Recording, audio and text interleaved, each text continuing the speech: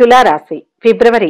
తులారాశి చిత్త 3-4 పాదాలు, స్వాతి 1-2-3-4 పాదాలు, విశాఖ 1-2-3 పాదాల్లో జన్మించిన వారు తులారాశికి చెందుతారు. తులారాశికి అధిపతి శుక్రుడు. రాశి చక్రంలో తులారాశి 7వది.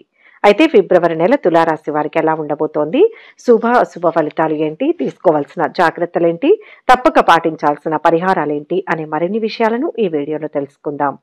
ఈ రాశి వారికి ఫిబ్రవరి మాసం మిశ్రమంగా ఉంటుంది. మీరు ఈ నెలలో చాలా విజయాలు సాధిస్తారు. ఈ నెలలో అన్ని రంగాల వారికి అనుకూల వాతావరణం ఉంటుంది. ఇంట బయట మీ మాటకు విలువ పెరుగుతుంది. చేపట్టిన పనులు సకాలంలో పూర్తి చేస్తారు. రాజకీయ ప్రముఖుల నుంచి అరుదైన ఆహ్వానాలు అందుతాయి. వృత్తి ఉద్యోగాల్లో మంచి మాట తీరుతో అధికారులను ఆకట్టుకుంటారు. వ్యాపార విస్తరణకు ప్రయత్నాలు ఒక కొలిక్కి వస్తాయి. ఆదాయం విషయంలో లోటుపాట్లను అధిగమిస్తారు. దీర్ఘకాలిక రుణాలు కొంత తీర్చగలుగుతారు. కుటుంబ సభ్యుల ఆరోగ్య విషయాలలో జాగ్రత్తలు అవసరం. నూతన వాహన కొనుగోలు ప్రయత్నాలు ఫలిస్తాయి. బంధుమిత్రులతో విందు వినోద కార్యక్రమాలలో పాల్గొంటారు. నూతన వస్త్రాభరణాలు కొనుగోలు చేస్తారు. నిరుద్యోగులకు నూతన అవకాశాలు లభిస్తాయి.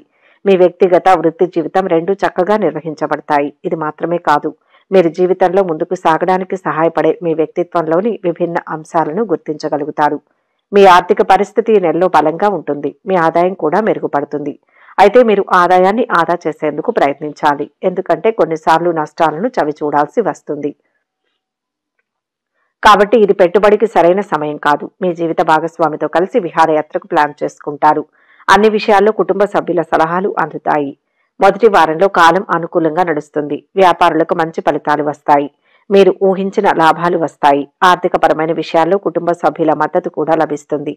మీరు పనిచేసే వాతావరణం ఆహ్లాదకరంగా ఉంటుంది. ఈ కారణంగా మీరు ముందుకు సాగేందుకు అవకాశం లభిస్తుంది. మీరు పనిపై ఎక్కువ శ్రద్ధ వహిస్తారు. మీ ప్రేమ జీవితంలో సాధారణం కంటే మెరుగ్గా ఉంటుంది. ప్రేమ వివాహం చేసుకోవాలని నిర్ణయించుకుంటారు. అంతేకాదు, మీ ఇద్దరి మధ్య ఉండే అపోహలన్నీ తొలగిపోతాయి. మీరు కోరుకున్న ప్రేమ భాగస్వామిని పొందవచ్చు. మీ కుటుంబంలోని అనేక సమస్యలకు పరిష్కారం లభిస్తుంది. ఈ కాలంలో మీ కుటుంబ సభ్యులతో మంచి సమయాన్ని గడుపుతారు. కుటుంబానికి సంబంధించి కొన్ని శుభవార్తలు వింటారు.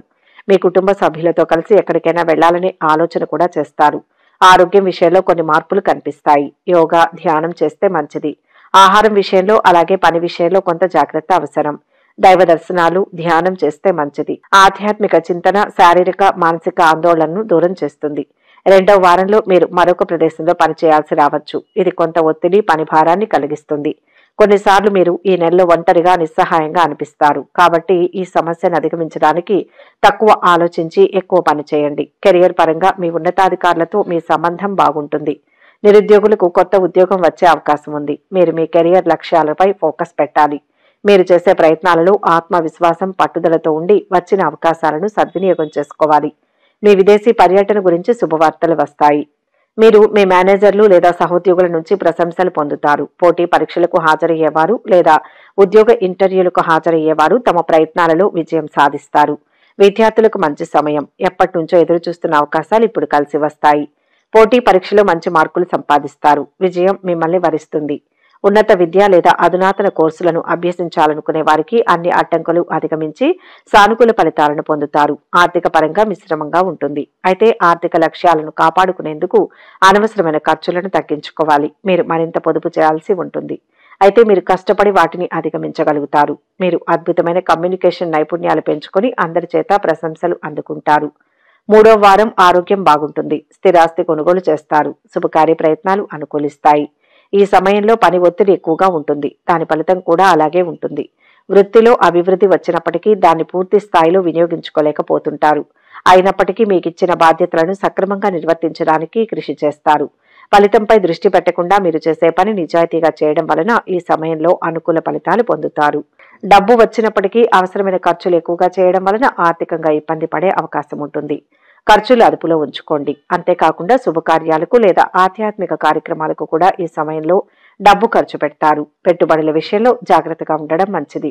అలాగే కొత్తగా పెట్టే పెట్టుబడుల విషయంలో కూడా జాగ్రత్త అవసరం. అంతేకాకుండా పెట్టుబడుల ద్వారా వచ్చే లాభాలు కూడా గతంలో వచ్చినట్టుగా కాకుండా కొంత తగ్గుతాయి. ఈ సమయంలో ఆరోగ్య విషయంలో కొంతవరకు కుదుటపడతారు. మంచి ఆరోగ్యం కోసం వాకింగ్ చేస్తే మంచిది. అలాగే యోగా ధ్యానం కూడా. చివరి వారంలో సాధారణంగా ఉంటుంది. వ్యాపారంలో కొన్ని చిన్న సమస్యలను ఎదుర్కొంటారు. అంతేకాకుండా ఈ సమయంలో వ్యాపార భాగస్వాములతో మనస్పర్ధలు ఏర్పడడం కానీ లేదా వారు విడిపోవడం కానీ జరుగుతుంది. దానివల్ల మీకు మరింత పని ఒత్తిడి పెరిగే అవకాశం ఉంటుంది.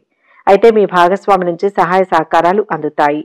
ఈ సమయంలో వీలైనంత వరకు సంయమనం పాటించి ఎదుటివారిని అర్థం చేసుకుని ప్రవర్తించడం వలన చాలా వరకు సమస్యలు తగ్గుముఖం పడతాయి. కాబట్టి ఈ సమయంలో వ్యాపార విషయంలో పట్టుదలకు పోకుండా ఉండడం మంచిది.